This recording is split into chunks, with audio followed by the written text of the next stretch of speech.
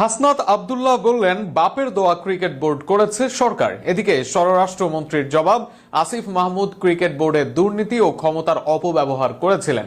পাশাপাশি কিভাবে অন্যায়ভাবে জেলা কমিটিগুলো ভেঙে দিয়েছে, অনিয়ম করে বোর্ড গঠন করেছে সেটাও তুলে ধরেন তিনি। বলেন, আমরা বাপ মায়ের দোয়া ক্রিকেট বোর্ড করিনি, জনপ্রিয় ক্রিকেটার তামিমকে নিয়েই কমিটি করেছি।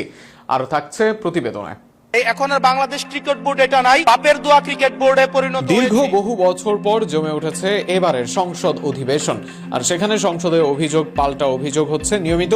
তার বাইরে যায়নি এবার বিসিবিও। গতকাল তামিমের নেতৃত্বে অ্যাডহক কমিটি গঠনের পর আজ সংসদে এ নিয়ে হয়েছে তর্ক বিতর্ক। বুধবার জাতীয় সংসদে জাতীয় নাগরিক পার্টির মুখ্য সংগঠক ও কুমিল্লা ৪ আসনের সংসদ সদস্য হাসনাত আব্দুল্লাহ বলেন, বিসিবি এখন আর বাংলাদেশ ক্রিকেট বোর্ড নাই, এটা এখন বাপের দোয়া ক্রিকেট বোর্ডে পরিণত হয়ে গেছে। এই অভিযোগের জবাবে স্বরাষ্ট্রমন্ত্রী বলেন, অন্তর্বর্তী সরকারের সময় বাংলাদেশ ক্রিকেট বোর্ডের তৎকালীন ক্রীড়া উপদেষ্টা ক্ষমতার অপপ্রয়োগ করে সারা বাংলাদেশের জেলা কমিটিগুলোকে প্রভাবিত করেছেন। বাংলাদেশে যেগুলো নিবন্ধিত ক্লাব ছিল সেগুলোকে সরকারি ক্ষমতার মাধ্যমে প্রভাবিত করা হয়েছে এবং হাইকোর্টের সর্বোচ্চ ক্ষমতা প্রয়োগ করে ক্রিকেট বোর্ডের একটি বডি গঠন করা হয়েছে। তার পরিপ্রেক্ষিতে বর্তমান সরকার ক্রীড়া মন্ত্রীর নেতৃত্বে একটি তদন্ত কমিটি গঠন করে দিয়েছে কি কি অনিয়ম হয়েছে তা খুঁজে বের করার জন্য। সেই তদন্ত কমিটির রিপোর্ট দেওয়ার পর তারা জানালো যে এখানে যথেষ্ট অনিয়ম হয়েছে। এরপর একটি আহ্বায়ক কমিটি গঠন করা হয়েছে।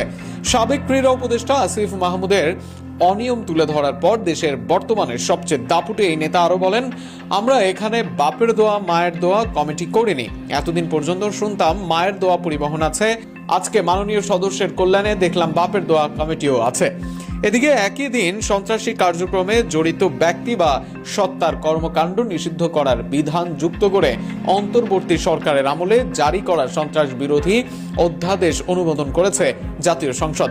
পাস হওয়া বিলে সন্ত্রাস বিরোধী বিল অধ্যাদেশের বিষয়বস্তুতে কোনো পরিবর্তন আনা হয়নি।